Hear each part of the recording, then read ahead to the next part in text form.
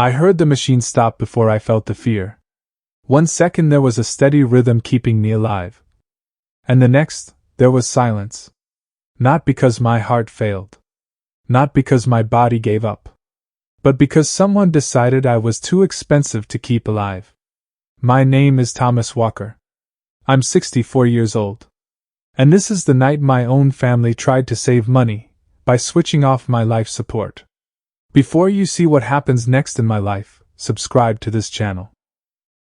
And in the comments, tell me where you're watching from, your city or country, and if you've ever been betrayed by someone you trusted more than anyone else. I never thought I'd be telling this story from a hospital bed. For most of my life, I was the man everyone leaned on. The one who paid the bills before anyone asked. The one who fixed problems quietly, without drama. I worked since I was 16. Construction at first. Then project management. Long days. Broken nails. A back that never fully healed. But I was proud. Proud of the house I bought. Proud of the college tuition I paid in full. Proud that my kids never had to struggle the way I did. I used to say, as long as my family's okay, I'm okay. I didn't know how wrong I was. The day I collapsed started like any other.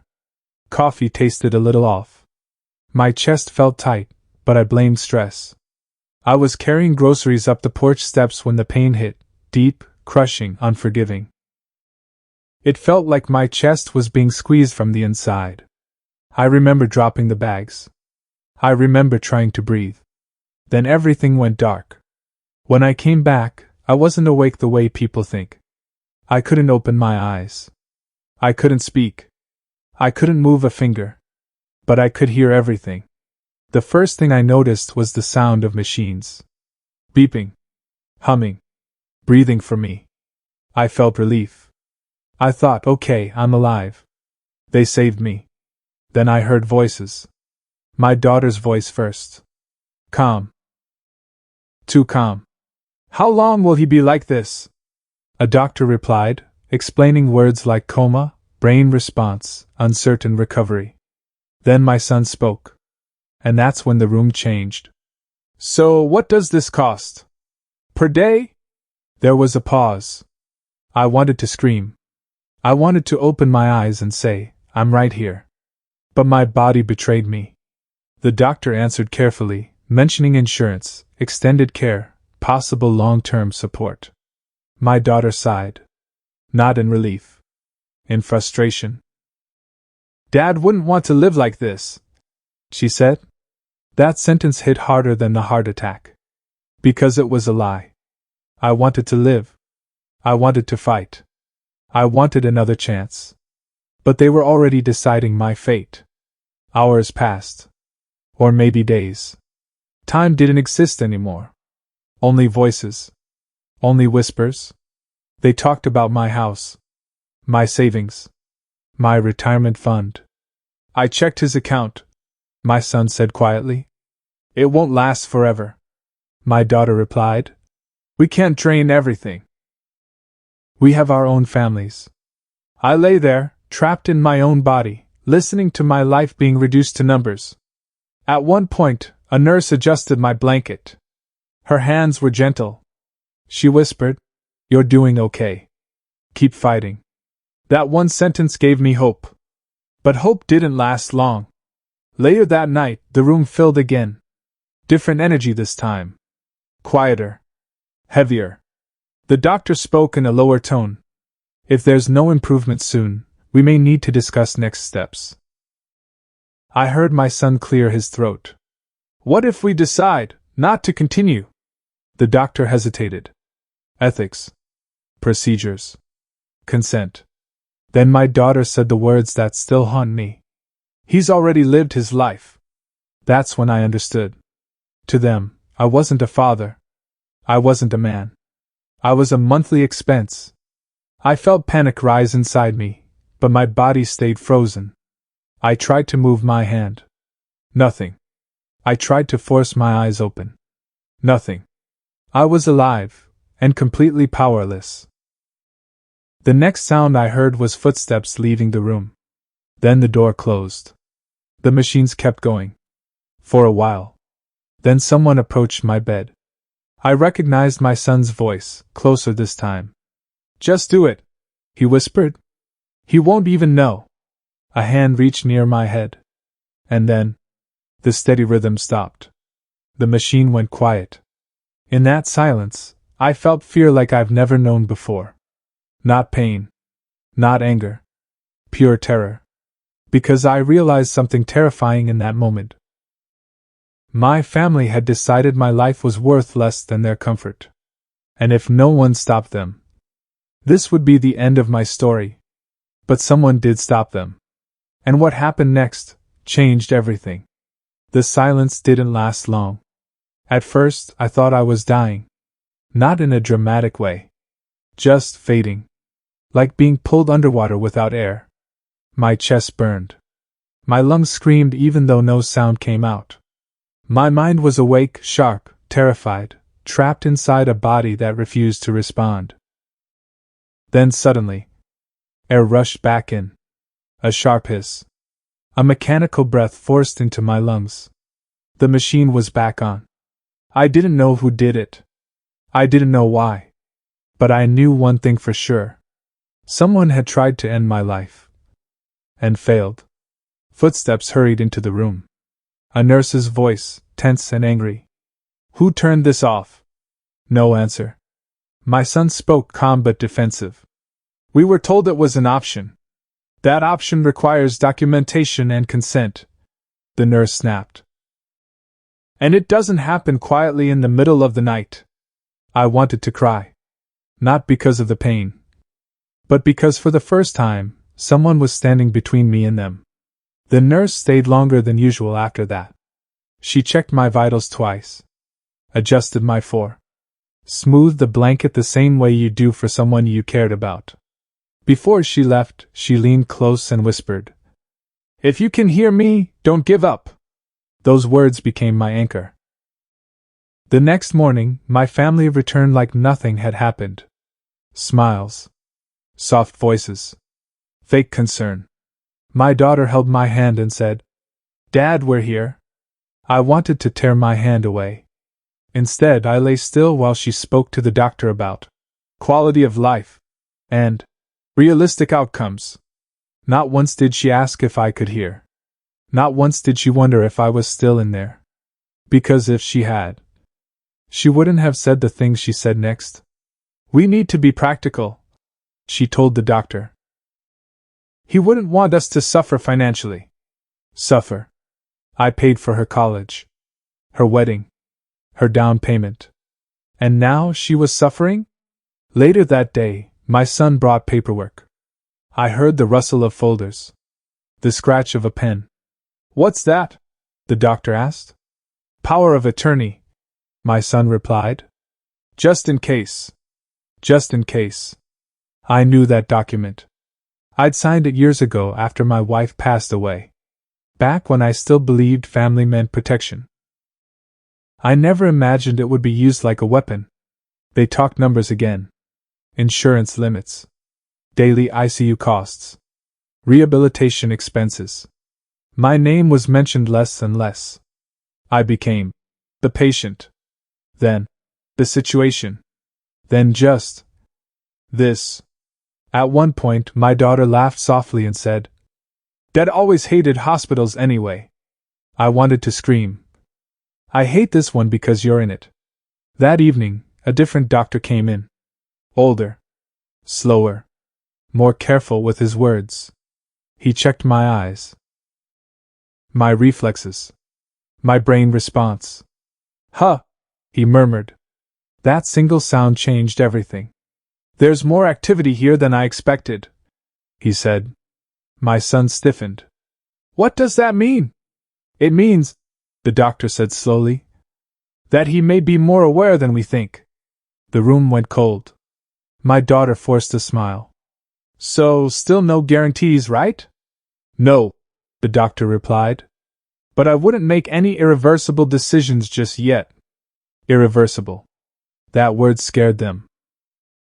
After the doctor left, my family didn't speak for a while. Then my son leaned close to my bed. so close I could feel his breath. "If you can hear me," he whispered, "you need to let go. This is hard on all of us. Hard on you. Not the man suffocating silently. Not the father who gave everything." I understood then. They weren't waiting for me to die. They were hoping for it. That night, I made a decision. If my body wouldn't move, my mind would. I focused on the smallest thing I could control. My breathing. In. Out. Again. Again. I imagined lifting a finger. Just one. Nothing happened. But I didn't stop. Hours passed. Days blurred. The nurse, the same one, noticed something. "Did his hand just move?" she asked another nurse. My daughter shook her head quickly. "No. It's just reflex." But the nurse didn't look convinced. She leaned closer. "Thomas," she said softly, "if you can hear me, squeeze my finger." I poured everything I had into that moment. Fear. Anger. Hope. And then the tiniest pressure. Barely anything. But it was there. Her eyes widened. She didn't celebrate. Didn't make a scene. She just nodded slowly and said, "Okay. I see you." For the first time since the machine went silent. Someone truly saw me. And I knew something else then. My family had already crossed a line they could never uncross. And if I survived this, they would have to face what they tried to do. She didn't tell them. That nurse, the one who saw my finger move. She kept it to herself. I didn't know her name then. I only knew the way her voice changed when she spoke to me. Slower. Softer. Like she was talking to someone who mattered. Every time my family was in the room, she acted normal. Professional. Neutral. But when they left, everything changed. She'd lean close and say, "I know you're in there." Those words became my oxygen. My body was still broken. Heavy.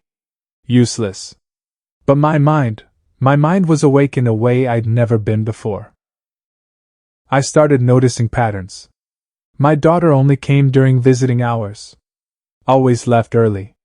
Never stayed overnight. My son came late. When paperwork was involved. When doctors were around. Neither of them talked to me anymore.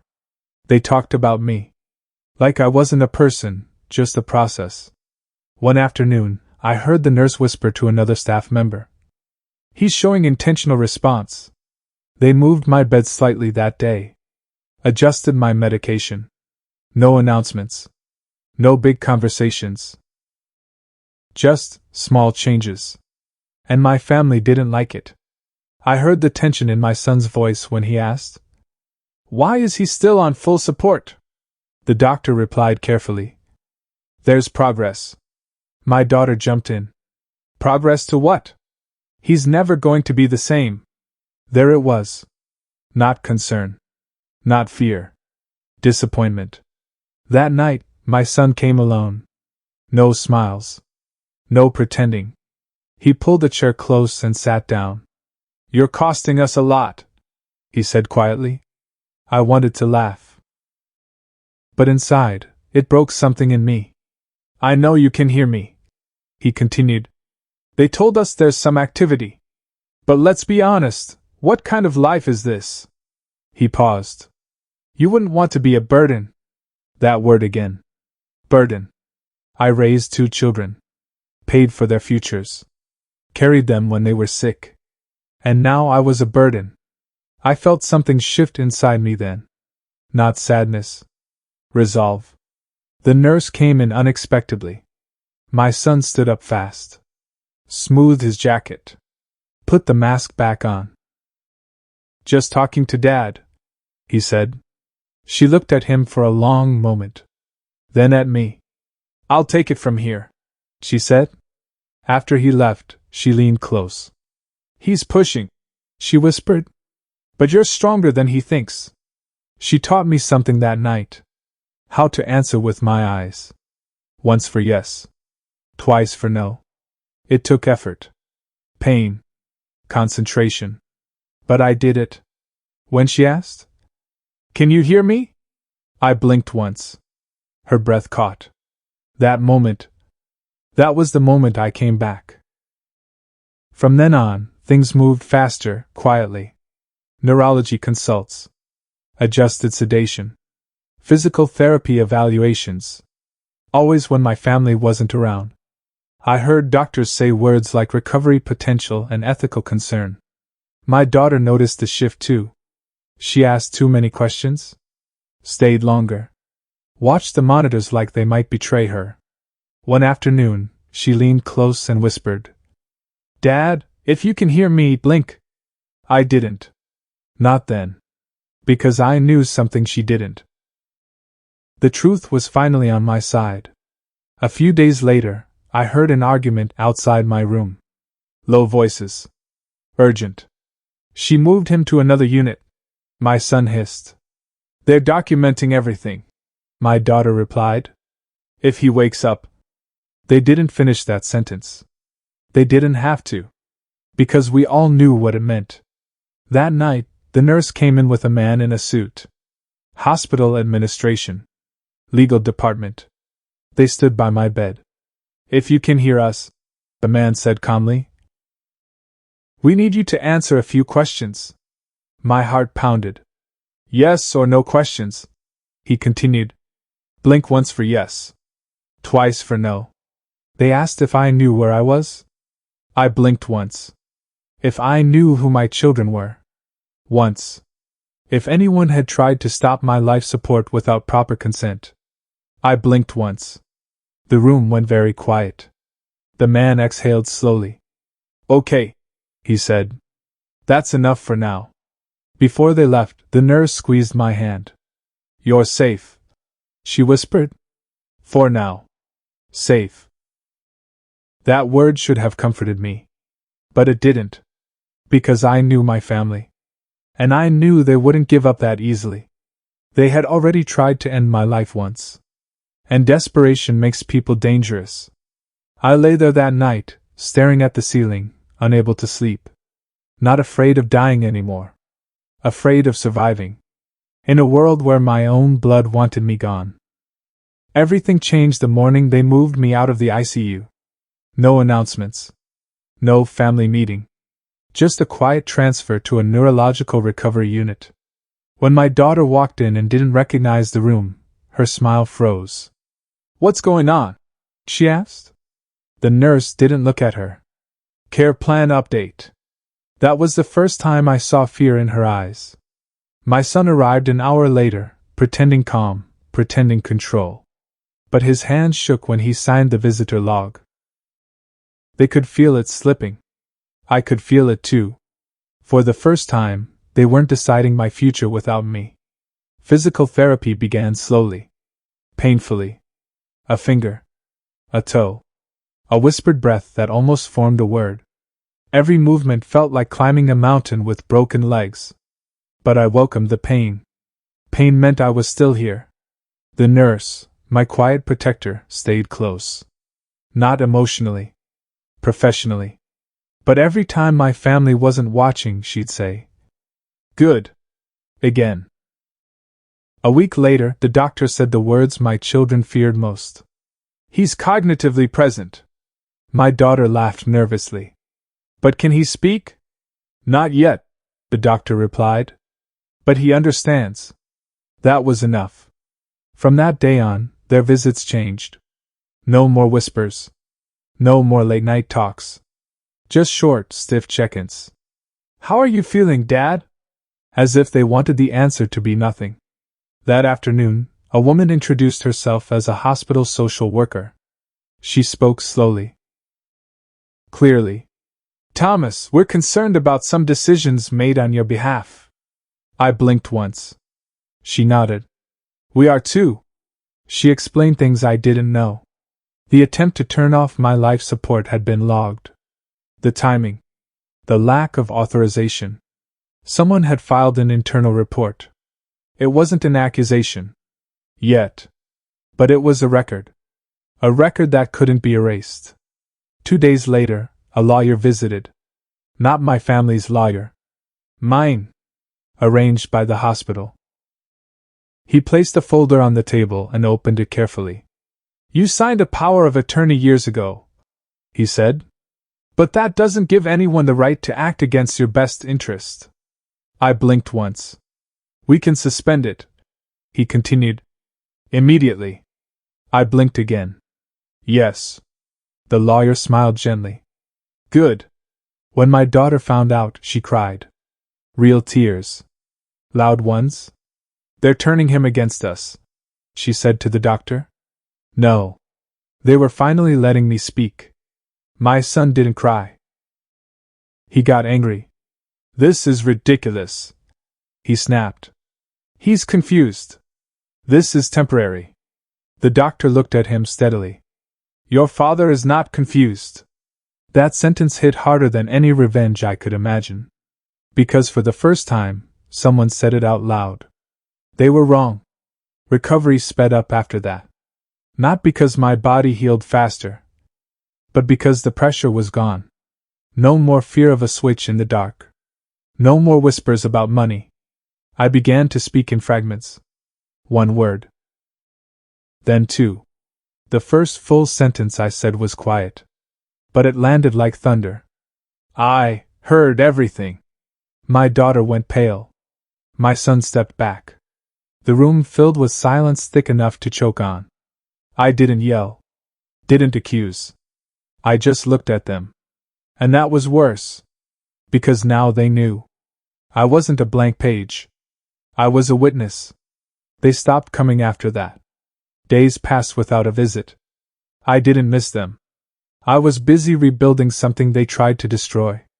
Myself. The lawyer returned with more papers. Insurance details.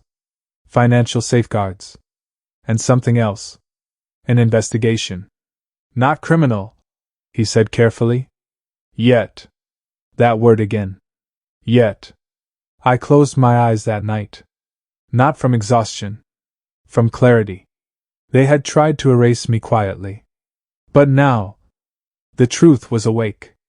And it wasn't going back to sleep. They didn't come to see me again until the papers were ready. Not because they cared. Because they were scared. 3 weeks after I spoke my first sentence, I was sitting upright in a chair by the window. My voice was still rough. My body still weak.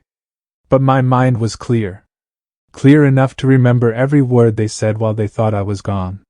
The lawyer laid the final documents in front of me. Revocation of power of attorney. Medical decision authority transferred. Asset protection orders. And one last page. A formal statement. Do you want to proceed? He asked. I looked at the paper for a long time. I thought about the night the machine went silent. The fear. The suffocation. The sound of my son's voice telling someone to just do it. I signed. They were called in together. Not to my room. To a conference room. Neutral space. Witnesses present. My daughter sat first. My son stood near the wall. They didn't look at me when I was wheeled in. I spoke slowly. Clearly.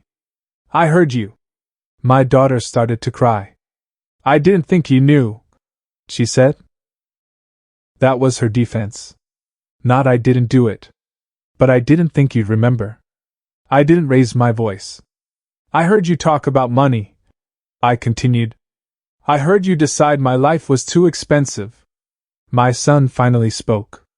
We thought it was the humane thing. Humane. The lawyer slid a folder across the table. This documents an unauthorized attempt to withdraw life support, he said. Along with recorded staff reports. The room went cold. No handcuffs. No shouting. Just truth. The hospital didn't press criminal charges. They didn't have to. Because consequences don't always come from courts. Sometimes they come from clarity. I cut them off financially. Not out of spite. Out of survival. Trust, once broken at that level, never comes back. My daughter lost access to accounts she depended on. My son had to refinance things he assumed were covered. They called. texted, left messages. I didn't answer. I left the hospital 2 months later. Not to my old house. To a small place near the coast. Quiet. Simple. Mine. On my last day, the nurse came to say goodbye. She hugged me, quick, professional, human. "You're stronger than you think," she said. I smiled. "No," I replied. "I finally know my worth." I still think about that night sometimes. Not with anger. With awareness. Because the most dangerous betrayal doesn't come from strangers. It comes from the people who believe you won't survive long enough to remember. If you're listening to this and you feel invisible, if you've ever been treated like a burden instead of a blessing, know this. Silence doesn't mean weakness. Sometimes it's just the calm before truth wakes up. And when it does, nothing can switch it off.